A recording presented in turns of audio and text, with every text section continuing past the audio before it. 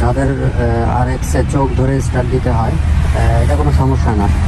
তেলটা একটু বাড়ায় নিলে আপনাদের এই সমস্যা ক্লিয়ার হয়ে যাবে। এই অ্যাভারেজ রাখার জন্য, তেলের খরচটা অ্যাভারেজ রাখার জন্য এইভাবে মেকানিকরা সেট করে দেয় আসলে। আর দেখেন কী অবস্থা কুয়াশায়, এখানে ক্লিয়ার দেখা যাচ্ছে মোটামুটি বেশ দূর পর্যন্ত, কিন্তু ওই সামনের দিকে এক হাত দূরেও দেখা যাচ্ছে না। আর শুধুমাত্র RX বলে কথা না, আপনার যে কোনো মোটরসাইকেল স্টার্ট দিয়ে কখনো টান দিবেন না। 1-1.5 মিনিট মিনিমাম 30 সেকেন্ড আইডল স্পিডে রাখবেন, রেভও করবেন না, এটা মোড়াবেন না। আর হচ্ছে আইডল স্পিডে রাখবেন 30 সেকেন্ড থেকে 1-1.5 মিনিট।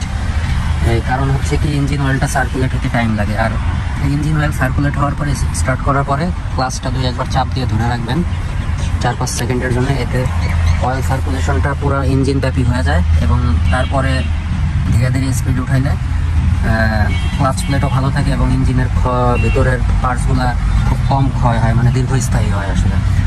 আর একটা প্রশ্ন করছেন যে ভাই তেল অ্যাডজাস্ট করার পরেও মাইলেজ চকিং করে বাইক স্টার্ট দিতে হয়। তো সেই ক্ষেত্রে আমি বলবো যে আমরা সচরাচর হচ্ছে কার্বোরেটরটা খুব পরিষ্কার করে ফেলাই, কিন্তু কার্বোরেটরের একটা অংশ পার্ট হচ্ছে এটা নিচে আছে, সেটা হচ্ছে এয়ার ফিল্টার। এয়ার ফিল্টারটা আসলে কখনো আমাদের বছরের পর বছর চলে যায়, হাজার হাজার মাইল চলে যায়, কিন্তু আমরা এয়ার ফিল্টারটা কখনো খুলে দেখিও না ভিতরের কী অবস্থা।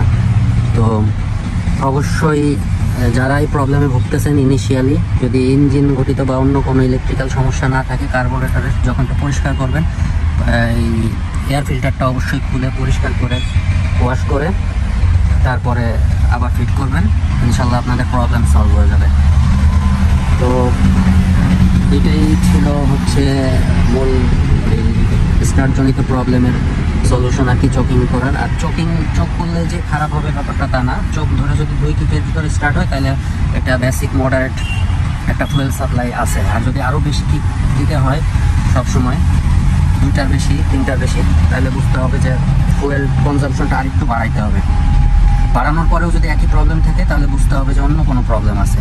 তো আসলে অনেকে কমেন্টের মাধ্যমে আসলে সলিউশন চান, তো সেই কমেন্টের মাধ্যমে সলিউশন দেওয়া সম্ভব হয় না। মৌখিকভাবে আইডেন্টিক্যাল অনেক প্রবলেমের কথা বলা যাইতে পারে যে এইটা করেন ওইটা করেন, কিন্তু আসলে অ্যাকচুয়ালি বাইক না দেখে মূল প্রবলেমটা বলা যায় না।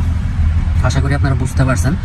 আর এইটা আশা করি আপনাদের জন্য খুবই উপকারী একটা টিপস হবে, কারণ আমরা সচরাচর সবসময় স্টার্টজনিত প্রবলেম হইলে কার্বোরেটর অ্যাডজাস্ট করি বা ক্লিন করে লাগাই দেওয়া হয়, কিন্তু এয়ার ফিল্টারটা কখনো লাগানো হয় না। সো এটা করে দেখেন, ইনশাল্লাহ আপনাদের প্রবলেম সলভ হয়ে যাবে আশা করি।